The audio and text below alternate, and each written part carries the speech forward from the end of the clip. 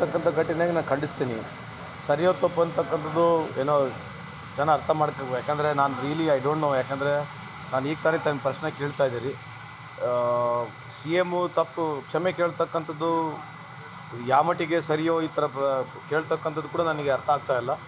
But ಆದರೆ ಶಾಂತಿಯುತವಾಗಿ ಆಗ್ತಕ್ಕಂಥ ಈ ಒಂದು ಘಟನೆ ಈ ಥರ ಆಗಿದೆ. ಅದಕ್ಕೆ ನನಗೆ ವೈಯಕ್ತಿಕವಾಗಿ ಅದರ ಬಗ್ಗೆ ನನಗೆ ಆಘಾತ ಇದೆ. ಅದರ ಬಗ್ಗೆ I feel very sad for it. But ಯಾಕಾಗಿದೆ, ಏನು ಕಾರಣ, ಅದಕ್ಕೆ ಸಂಪೂರ್ಣ ಮಾಹಿತಿ ನನಗಿಲ್ಲ. ರೈಟ್. ಇದ್ರ ಜೊತೆಗೆ ಸರ್, ಹಿಂದುಳಿದವರ ಹೋರಾಟ ಏನು ಹೇಳ್ತೀರಿ ಸರ್? ಪಂಚಮ ಸಾಲಿಗೆ ಕೌಂಟ್ರಾಗಿ ಅವರು ಒಂದು ಲೆಟರ್ ಬರೆದಿದ್ದಾರೆ. ಆ ಲೆಟರ್ನ ಚರ್ಚೆ ಮಾಡಲಾಗ್ತಾ ಇದೆ. ಅಂದರೆ ಪಂಚಮ ಸಾಲಿಗೆ ಮೀಸಲಾತಿ ಕೊಟ್ಟರೆ ನಾವು ಹೋರಾಟ ಮಾಡ್ತೀವಿ ಅಂದರೆ ಸರ್ಕಾರಕ್ಕೆ ಇದೊಂದು ಬಿಸಿ ತುಪ್ಪ. ತಾವು ಕೂಡ ಮರಾಠ ಸಮಾಜದಿಂದ ಬಂದವರು, ಈ ಮೀಸಲಾತಿಯನ್ನು ತಾವು ಹೇಗೆ ನೋಡ್ತೀವಿ ಸರ್? ಯಾವುದೇ ಸರ್ಕಾರಗಳು ಬಂದಾಗ ಇದು ಒಂದು ಎರಡೂ ಈ ಥರ ಹಿಂದುಳಿದ ವರ್ಗದವರಾಗಿರಲಿ ಅಥವಾ ಈ ಥರ ನಮ್ಮ ಪಂಚಮಶಾಲಿ ಸಮಾಜಗಳಾಗಿರಲಿ, ಎರಡೂ ಈ ರೀತಿ ಡಿಮಾಂಡ್ ಇಟ್ಟಂಥ ಸಂದರ್ಭದಲ್ಲಿ ಅದು ಸರ್ಕಾರ ಭಾಳ ಯೋಚನೆ ಮಾಡೇ ಇದೊಂದು ಕ್ರಮ ತೊಗೋಬೇಕಾಗುತ್ತೆ. ಸೊ ಇದೊಂಥರ ಸಿಚುವೇಶನ್ ಬರೀ ಡೈಲ್ಯೂಟ್ ಸಿಚುವೇಶನ್ ಆಗಿರ್ತದೆ. ಸೊ ಯೋಚನೆ ಮಾಡಿ ಮಾಡ್ತಕ್ಕಂಥದ್ದು ಸರಿಯಾಗಿರ್ತದೆ. ಸರ್ಕಾರ ಅದಕ್ಕೆ ಕಂಕಣಬದ್ಧವಾಗಿ ನಾವು ನಿರ್ಣಯವನ್ನು ಸರ್ಕಾರ ತಗೊಳ್ತದೆ.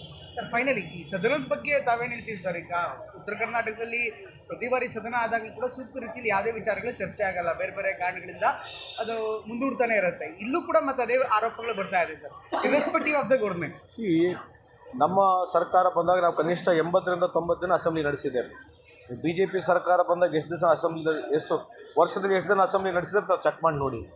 ಇಲ್ಲಿ ನಾವು ವೈಯಕ್ತಿಕವಾಗಿ ಸರ್ಕಾರ we are ready to debate ಅಂತಂದ್ರೂ ಕೂಡ ಅವರು ರಾಜಕೀಯ ಉದ್ದೇಶಗಳು, ರಾಜಕೀಯ ಏನೋ ಇಶ್ಯೂಸ್ಗಳು ಜಾಸ್ತಿ ತೊಗೊಂಡು ಅವರಿಗೆ ಮೈಲೇಜ್ ಸಿಗಬೇಕು ಅನ್ನಂಗೆ ಮಾಡ್ತಾ ಇರ್ತಾರೆ. ತಮಗೆ ಗೊತ್ತಿದೆ. ಇವತ್ತು ನೀವು ಕೇಳಿ ನೋಡಿ, ಯಾವುದು ಸಾರ್ವಜನಿಕರಿಗೆ ಅನುಕೂಲ ಆಗ್ತಕ್ಕಂಥದ್ದು ಯಾವುದಿದೆ ಆ ಡಿಬೇಟ್ ಮೊದಲು ತೊಗೋಬೇಕಾ, ಏನು ರಾಜಕೀಯವಾಗಿರ್ತಕ್ಕಂಥ ಡಿಬೇಟ್ ತೊಗೋಬೇಕಾ, ಅವರು ಕೂಡ ಯೋಚನೆ ಮಾಡಬೇಕಲ್ಲ.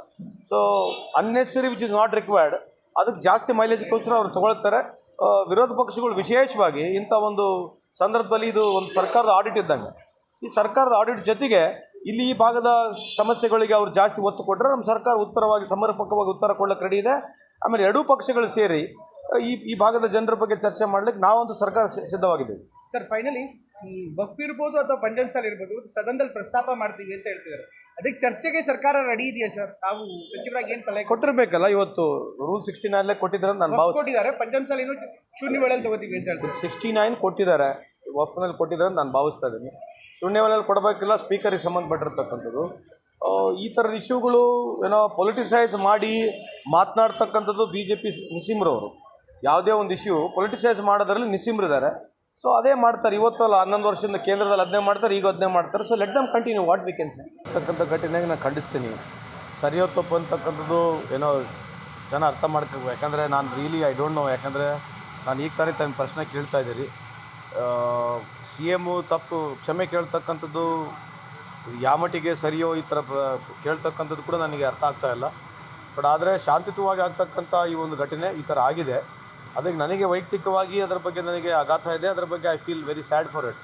ಬಟ್ ಯಾಕಾಗಿದೆ, ಏನು ಕಾರಣ, ಅದಕ್ಕೆ ಸಂಪೂರ್ಣ ಮಾಹಿತಿ ನನಗಿಲ್ಲ. ರೈಟ್. ಇದ್ರ ಜೊತೆಗೆ ಸರ್, ಹಿಂದುಳಿದವರ ಹೋರಾಟ ಏನು ಹೇಳ್ತೀರಿ ಸರ್? ಪಂಚಮ ಸಾಲಿಗೆ ಕೌಂಟ್ರಾಗಿ ಅವರು ಒಂದು ಲೆಟರ್ ಬರೆದಿದ್ದಾರೆ. ಆ ಲೆಟರ್ನ ಚರ್ಚೆ ಮಾಡಲಾಗ್ತಾ ಇದೆ. ಅಂದರೆ ಪಂಚಮ ಸಾಲಿಗೆ ಮೀಸಲಾತಿ ಕೊಟ್ಟರೆ ನಾವು ಹೋರಾಟ ಮಾಡ್ತೀವಿ ಅಂದರೆ ಸರ್ಕಾರಕ್ಕೆ ಇದೊಂದು ಬಿಸಿ ತುಪ್ಪ. ತಾವು ಕೂಡ ಮರಾಠ ಸಮಾಜದಿಂದ ಬಂದವರು, ಈ ಮೀಸಲಾತಿಯನ್ನು ತಾವು ಹೇಗೆ ನೋಡ್ತೀವಿ ಸರ್? ಯಾವುದೇ ಸರ್ಕಾರಗಳು ಬಂದಾಗ ಇದು ಒಂದು ಎರಡೂ ಈ ಥರ ಹಿಂದುಳಿದ ವರ್ಗದವರಾಗಿರಲಿ ಅಥವಾ ಈ ಥರ ನಮ್ಮ ಪಂಚಮಶಾಲಿ ಸಮಾಜಗಳಾಗಿರಲಿ, ಎರಡೂ ಈ ರೀತಿ ಡಿಮಾಂಡ್ ಇಟ್ಟಂಥ ಸಂದರ್ಭದಲ್ಲಿ ಅದು ಸರ್ಕಾರ ಭಾಳ ಯೋಚನೆ ಮಾಡೇ ಇದೊಂದು ಕ್ರಮ ತೊಗೋಬೇಕಾಗುತ್ತೆ. ಸೊ ಇದೊಂಥರ ಸಿಚುವೇಶನ್ ಬರೀ ಡೈಲ್ಯೂಟ್ ಸಿಚುವೇಶನ್ ಆಗಿರ್ತದೆ. ಸೊ ಯೋಚನೆ ಮಾಡಿ ಮಾಡ್ತಕ್ಕಂಥದ್ದು ಸರಿಯಾಗಿರ್ತದೆ. ಸರ್ಕಾರ ಅದಕ್ಕೆ ಕಂಕಣಬದ್ಧವಾಗಿ ನಾವು ನಿರ್ಣಯವನ್ನು ಸರ್ಕಾರ ತಗೊಳ್ತದೆ.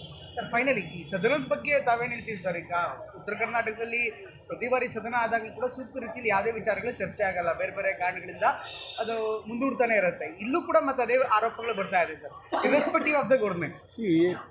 ನಮ್ಮ ಸರ್ಕಾರ ಬಂದಾಗ ನಾವು ಕನಿಷ್ಠ 80ರಿಂದ 90 ದಿನ ಅಸೆಂಬ್ಲಿ ನಡೆಸಿದ್ದೇವೆ. BJP ಸರ್ಕಾರ ಬಂದಾಗ ಎಷ್ಟು ದಿವಸ ಅಸೆಂಬ್ಲಿ, ಎಷ್ಟು ವರ್ಷದಲ್ಲಿ ಎಷ್ಟು ದಿನ ಅಸೆಂಬ್ಲಿ ನಡೆಸಿದ್ರೆ ತಾವು ಚೆಕ್ ಮಾಡಿ ನೋಡಿ. ಇಲ್ಲಿ ನಾವು ವೈಯಕ್ತಿಕವಾಗಿ ಸರ್ಕಾರ we are ready to debate ಅಂತಂದ್ರೂ ಕೂಡ ಅವರು ರಾಜಕೀಯ ಉದ್ದೇಶಗಳು, ರಾಜಕೀಯ ಏನೋ ಇಶ್ಯೂಸ್ಗಳು ಜಾಸ್ತಿ ತೊಗೊಂಡು ಅವರಿಗೆ ಮೈಲೇಜ್ ಸಿಗಬೇಕು ಅನ್ನಂಗೆ ಮಾಡ್ತಾ ಇರ್ತಾರೆ. ತಮಗೆ ಗೊತ್ತಿದೆ. ಇವತ್ತು ನೀವು ಕೇಳಿ ನೋಡಿ, ಯಾವುದು ಸಾರ್ವಜನಿಕರಿಗೆ ಅನುಕೂಲ ಆಗ್ತಕ್ಕಂಥದ್ದು ಯಾವುದಿದೆ ಆ ಡಿಬೇಟ್ ಮೊದಲು ತೊಗೋಬೇಕಾ, ಏನು ರಾಜಕೀಯವಾಗಿರ್ತಕ್ಕಂಥ ಡಿಬೇಟ್ ತೊಗೋಬೇಕಾ, ಅವರು ಕೂಡ ಯೋಚನೆ ಮಾಡಬೇಕಲ್ಲ. So unnecessary which is not required ಅದಕ್ಕೆ ಜಾಸ್ತಿ ಮೈಲೇಜ್ಗೋಸ್ಕರ ಅವ್ರು ತೊಗೊಳ್ತಾರೆ. ವಿರೋಧ ಪಕ್ಷಗಳು ವಿಶೇಷವಾಗಿ ಇಂಥ ಒಂದು ಸಂದರ್ಭದಲ್ಲಿ ಇದು ಒಂದು ಸರ್ಕಾರದ ಆಡಿಟ್ ಇದ್ದಂಗೆ. ಈ ಸರ್ಕಾರದ ಆಡಿಟ್ ಜೊತೆಗೆ ಇಲ್ಲಿ ಈ ಭಾಗದ ಸಮಸ್ಯೆಗಳಿಗೆ ಅವ್ರು ಜಾಸ್ತಿ ಒತ್ತು ಕೊಟ್ಟರೆ ನಮ್ಮ ಸರ್ಕಾರ ಉತ್ತರವಾಗಿ ಸಮರ್ಪಕವಾಗಿ ಉತ್ತರ ಕೊಡಲಿಕ್ಕೆ ರೆಡಿ ಇದೆ. ಆಮೇಲೆ ಎರಡೂ ಪಕ್ಷಗಳು ಸೇರಿ ಈ ಭಾಗದ ಜನರ ಬಗ್ಗೆ ಚರ್ಚೆ ಮಾಡಲಿಕ್ಕೆ ನಾವಂತೂ ಸರ್ಕಾರ ಸಿದ್ಧವಾಗಿದ್ದೀವಿ. ಸರ್ ಫೈನಲಿ ಈ ವಕ್ಫ್ ಇರ್ಬೋದು ಅಥವಾ ಪಂಚಮ್ ಸಾಲ್ ಇರ್ಬೋದು ಸದನದಲ್ಲಿ ಪ್ರಸ್ತಾಪ ಮಾಡ್ತೀವಿ ಅಂತ ಹೇಳ್ತಿದ್ದಾರೆ. ಅದಕ್ಕೆ ಚರ್ಚೆಗೆ ಸರ್ಕಾರ ರೆಡಿ ಇದೆಯಾ ಸರ್? ತಾವು ಸಚಿವರಾಗಿ ಏನು ಸಲಹೆ ಕೊಟ್ಟಿರಬೇಕಲ್ಲ. ಇವತ್ತು ರೂಲ್ 69 ಕೊಟ್ಟಿದ್ದಾರೆ ಅಂತ ನಾನು ಕೊಟ್ಟಿದ್ದಾರೆ. ಪಂಚಮ್ ಸಾಲ್ ಇನ್ನೂ ಶೂನ್ಯ ವೇಳೆಯಲ್ಲಿ ತಗೋತೀವಿ ಅಂತ ಹೇಳ್ತಾರೆ. 69 ಕೊಟ್ಟಿದ್ದಾರೆ, ವಫ್ನಲ್ಲಿ ಕೊಟ್ಟಿದ್ದಾರೆ ಅಂತ ನಾನು ಭಾವಿಸ್ತಾ ಇದ್ದೀನಿ. ಶೂನ್ಯ ವೇಳೆಯಲ್ಲಿ ಕೊಡಬೇಕಿಲ್ಲ, ಸ್ಪೀಕರಿಗೆ ಸಂಬಂಧಪಟ್ಟಿರ್ತಕ್ಕಂಥದ್ದು. ಈ ಥರದ ಇಶ್ಯೂಗಳು ಏನೋ ಪೊಲಿಟಿಸೈಸ್ ಮಾಡಿ ಮಾತನಾಡ್ತಕ್ಕಂಥದ್ದು BJP ನಿಸೀಮ್ರವರು. ಯಾವುದೇ ಒಂದು ಇಶ್ಯೂ ಪೊಲಿಟಿಸೈಸ್ ಮಾಡೋದ್ರಲ್ಲಿ ನಿಸೀಮ್ರಿದ್ದಾರೆ.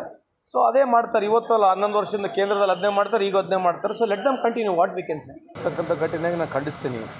ಸರಿಯೋ ತಪ್ಪು ಅಂತಕ್ಕಂಥದ್ದು ಏನೋ ಜನ ಅರ್ಥ ಮಾಡ್ಕೋಬೇಕು. ಯಾಕಂದರೆ ನಾನು ರಿಯಲಿ ಐ ಡೋಂಟ್ ನೋ. ಯಾಕಂದರೆ ನಾನು ಈಗ ತಾನೇ ತಮ್ಮ ಪ್ರಶ್ನೆ ಕೇಳ್ತಾ ಇದ್ದೀರಿ. CM ತಪ್ಪು ಕ್ಷಮೆ ಕೇಳ್ತಕ್ಕಂಥದ್ದು ಯಾವ ಮಟ್ಟಿಗೆ ಸರಿಯೋ ಈ ಥರ ಕೇಳ್ತಕ್ಕಂಥದ್ದು ಕೂಡ ನನಗೆ ಅರ್ಥ ಆಗ್ತಾ ಇಲ್ಲ. ಬಟ್ ಆದರೆ ಶಾಂತಿಯುತವಾಗಿ ಆಗ್ತಕ್ಕಂಥ ಈ ಒಂದು ಘಟನೆ ಈ ಥರ ಆಗಿದೆ. ಅದಕ್ಕೆ ನನಗೆ ವೈಯಕ್ತಿಕವಾಗಿ ಅದರ ಬಗ್ಗೆ ನನಗೆ ಆಘಾತ ಇದೆ. ಅದರ ಬಗ್ಗೆ I feel very sad for it. But ಯಾಕಾಗಿದೆ, ಏನು ಕಾರಣ, ಅದಕ್ಕೆ ಸಂಪೂರ್ಣ ಮಾಹಿತಿ ನನಗಿಲ್ಲ. ರೈಟ್. ಇದ್ರ ಜೊತೆಗೆ ಸರ್ ಹಿಂದುಳಿದವರ ಹೋರಾಟ ಏನು ಹೇಳ್ತೀರಿ ಸರ್? ಪಂಚಮ್ ಸಾಲಿಗೆ ಕೌಂಟ್ರಾಗಿ ಅವರು ಒಂದು ಲೆಟರ್ ಬರೆದಿದ್ದಾರೆ. ಆ ಲೆಟರ್ನ ಚರ್ಚೆ ಮಾಡಲಾಗ್ತಾ ಇದೆ. ಅಂದರೆ ಪಂಚಮ್ ಸಾಲಿಗೆ ಮೀಸಲಾತಿ ಕೊಟ್ಟರೆ ನಾವು ಹೋರಾಟ ಮಾಡ್ತೀವಿ ಅಂದರೆ ಸರ್ಕಾರಕ್ಕೆ ಇದೊಂದು ಬಿಸಿ ತುಪ್ಪ. ತಾವು ಕೂಡ ಮರಾಠ ಸಮಾಜದಿಂದ ಬಂದವರು. ಈ ಮೀಸಲಾತಿಯನ್ನು ತಾವು ಹೇಗೆ ನೋಡ್ತೀವಿ ಸರ್? ಯಾವುದೇ ಸರ್ಕಾರಗಳು ಬಂದಾಗ ಇದು ಒಂದು ಎರಡೂ ಈ ಥರ ಹಿಂದುಳಿದ ವರ್ಗದವರಾಗಿರಲಿ ಅಥವಾ ಈ ಥರ ನಮ್ಮ ಪಂಚಮಶಾಲಿ ಸಮಾಜಗಳಾಗಿರಲಿ, ಎರಡೂ ಈ ರೀತಿ ಡಿಮಾಂಡ್ ಇಟ್ಟಂಥ ಸಂದರ್ಭದಲ್ಲಿ ಅದು ಸರ್ಕಾರ ಭಾಳ ಯೋಚನೆ ಮಾಡೇ ಇದೊಂದು ಕ್ರಮ ತೊಗೋಬೇಕಾಗುತ್ತೆ. ಸೊ ಇದೊಂಥರ ಸಿಚುವೇಶನ್ ವೆರಿ ಡೈಲ್ಯೂಟ್ ಸಿಚುವೇಶನ್ ಆಗಿರ್ತದೆ. ಸೊ ಯೋಚನೆ ಮಾಡಿ ಮಾಡ್ತಕ್ಕಂಥದ್ದು ಸರಿಯಾಗಿರ್ತದೆ. ಸರ್ಕಾರ ಅದಕ್ಕೆ ಕಂಕಣಬದ್ಧವಾಗಿ ನಾವು ನಿರ್ಣಯವನ್ನು ಸರ್ಕಾರ ತಗೊಳ್ತದೆ. ಸರ್ ಫೈನಲಿ ಈ ಸದನದ ಬಗ್ಗೆ ತಾವೇನು ಹೇಳ್ತೀವಿ ಸರ್? ಈಗ ಉತ್ತರ ಕರ್ನಾಟಕದಲ್ಲಿ ಪ್ರತಿ ಬಾರಿ ಸದನ ಆದಾಗಲೂ ಕೂಡ ಸೂಕ್ತ ರೀತಿಯಲ್ಲಿ ಯಾವುದೇ ವಿಚಾರಗಳು ಚರ್ಚೆ ಆಗಲ್ಲ. ಬೇರೆ ಬೇರೆ ಕಾರಣಗಳಿಂದ ಅದು ಮುಂದೂಡ್ತಾನೆ ಇರುತ್ತೆ. ಇಲ್ಲೂ ಕೂಡ ಮತ್ತೆ ಅದೇ ಆರೋಪಗಳು ಬರ್ತಾ ಇದೆ sir, irrespective of the government. ನಮ್ಮ ಸರ್ಕಾರ ಬಂದಾಗ ನಾವು ಕನಿಷ್ಠ 80ರಿಂದ 90 ದಿನ ಅಸೆಂಬ್ಲಿ ನಡೆಸಿದ್ದೇವೆ. BJP ಸರ್ಕಾರ ಬಂದಾಗ ಎಷ್ಟು ದಿವಸ ಅಸೆಂಬ್ಲಿ, ಎಷ್ಟು ವರ್ಷದಲ್ಲಿ ಎಷ್ಟು ದಿನ ಅಸೆಂಬ್ಲಿ ನಡೆಸಿದ್ರೆ ತಾವು ಚೆಕ್ ಮಾಡಿ ನೋಡಿ. ಇಲ್ಲಿ ನಾವು ವೈಯಕ್ತಿಕವಾಗಿ ಸರ್ಕಾರ ರೆಡಿ ಟು ಡಿಬೇಟ್ ಅಂತಂದ್ರೂ ಕೂಡ ಅವರು ರಾಜಕೀಯ ಉದ್ದೇಶಗಳು, ರಾಜಕೀಯ ಏನೋ ಇಶ್ಯೂಸ್ಗಳೇ ಜಾಸ್ತಿ ತೊಗೊಂಡು ಅವರಿಗೆ ಮೈಲೇಜ್ ಸಿಗಬೇಕು ಅನ್ನಂಗೆ ಮಾಡ್ತಾ ಇರ್ತಾರೆ. ತಮಗೆ ಗೊತ್ತಿದೆ. ಇವತ್ತು ನೀವು ಕೇಳಿ ನೋಡಿ, ಯಾವುದು ಸಾರ್ವಜನಿಕರಿಗೆ ಅನುಕೂಲ ಆಗ್ತಕ್ಕಂಥದ್ದು ಯಾವುದಿದೆ ಆ ಡಿಬೇಟ್ ಮೊದಲು ತೊಗೋಬೇಕಾ, ಏನು ರಾಜಕೀಯವಾಗಿರ್ತಕ್ಕಂಥ ಡಿಬೇಟ್ ತೊಗೋಬೇಕಾ, ಅವರು ಕೂಡ ಯೋಚನೆ ಮಾಡಬೇಕಲ್ಲ. So unnecessary which is not required ಅದಕ್ಕೆ ಜಾಸ್ತಿ ಮೈಲೇಜ್ಗೋಸ್ಕರ ಅವ್ರು ತೊಗೊಳ್ತಾರೆ. ವಿರೋಧ ಪಕ್ಷಗಳು ವಿಶೇಷವಾಗಿ ಇಂಥ ಒಂದು ಸಂದರ್ಭದಲ್ಲಿ ಇದು ಒಂದು ಸರ್ಕಾರದ ಆಡಿಟ್ ಇದ್ದಂಗೆ. ಈ ಸರ್ಕಾರದ ಆಡಿಟ್ ಜೊತೆಗೆ ಇಲ್ಲಿ ಈ ಭಾಗದ ಸಮಸ್ಯೆಗಳಿಗೆ ಅವ್ರು ಜಾಸ್ತಿ ಒತ್ತು ಕೊಟ್ಟರೆ ನಮ್ಮ ಸರ್ಕಾರ ಉತ್ತರವಾಗಿ ಸಮರ್ಪಕವಾಗಿ ಉತ್ತರ ಕೊಡಲಿಕ್ಕೆ ರೆಡಿ ಇದೆ. ಆಮೇಲೆ ಎರಡೂ ಪಕ್ಷಗಳು ಸೇರಿ ಈ ಭಾಗದ ಜನರ ಬಗ್ಗೆ ಚರ್ಚೆ ಮಾಡಲಿಕ್ಕೆ ನಾವಂತೂ ಸರ್ಕಾರ ಸಿದ್ಧವಾಗಿದ್ದೀವಿ. ಸರ್ ಫೈನಲಿ ಈ ವಕ್ಫ್ ಇರ್ಬೋದು ಅಥವಾ ಪಂಚಮ್ ಸಾಲ್ ಇರ್ಬೋದು ಸದನದಲ್ಲಿ ಪ್ರಸ್ತಾಪ ಮಾಡ್ತೀವಿ ಅಂತ ಹೇಳ್ತಿದ್ದಾರೆ. ಅದಕ್ಕೆ ಚರ್ಚೆಗೆ ಸರ್ಕಾರ ರೆಡಿ ಇದೆಯಾ ಸರ್? ತಾವು ಸಚಿವರಾಗಿ ಏನು ಸಲಹೆ ಕೊಟ್ಟಿರಬೇಕಲ್ಲ. ಇವತ್ತು ರೂಲ್ 69 ಕೊಟ್ಟಿದ್ದಾರೆ ಅಂತ ನಾನು ಕೊಟ್ಟಿದ್ದಾರೆ. ಪಂಚಮ್ ಸಾಲ್ ಇನ್ನೂ ಶೂನ್ಯ ವೇಳೆಯಲ್ಲಿ ತಗೋತೀವಿ ಅಂತ ಹೇಳ್ತಾರೆ. 69 ಕೊಟ್ಟಿದ್ದಾರೆ, ವಫ್ನಲ್ಲಿ ಕೊಟ್ಟಿದ್ದಾರೆ ಅಂತ ನಾನು ಭಾವಿಸ್ತಾ ಇದ್ದೀನಿ. ಶೂನ್ಯ ವೇಳೆಯಲ್ಲಿ ಕೊಡಬೇಕಿಲ್ಲ, ಸ್ಪೀಕರಿಗೆ ಸಂಬಂಧಪಟ್ಟಿರ್ತಕ್ಕಂಥದ್ದು. ಈ ಥರದ ಇಶ್ಯೂಗಳು ಏನೋ ಪೊಲಿಟಿಸೈಸ್ ಮಾಡಿ ಮಾತನಾಡ್ತಕ್ಕಂಥದ್ದು BJP ನಿಸೀಮ್ರವರು. ಯಾವುದೇ ಒಂದು ಇಶ್ಯೂ ಪೊಲಿಟಿಸೈಸ್ ಮಾಡೋದ್ರಲ್ಲಿ ನಿಸೀಮ್ರಿದ್ದಾರೆ. ಸೊ ಅದೇ ಮಾಡ್ತಾರೆ. ಇವತ್ತು ಅಲ್ಲ 11 ವರ್ಷದಿಂದ ಕೇಂದ್ರದಲ್ಲಿ ಅದನ್ನೇ ಮಾಡ್ತಾರೆ, ಈಗ ಅದನ್ನೇ ಮಾಡ್ತಾರೆ. So let them continue what we can say.